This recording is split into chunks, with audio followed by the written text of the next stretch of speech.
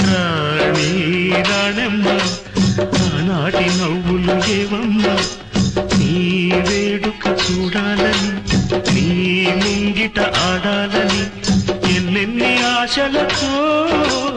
ఎగిరెగిరి వచ్చానమ్మ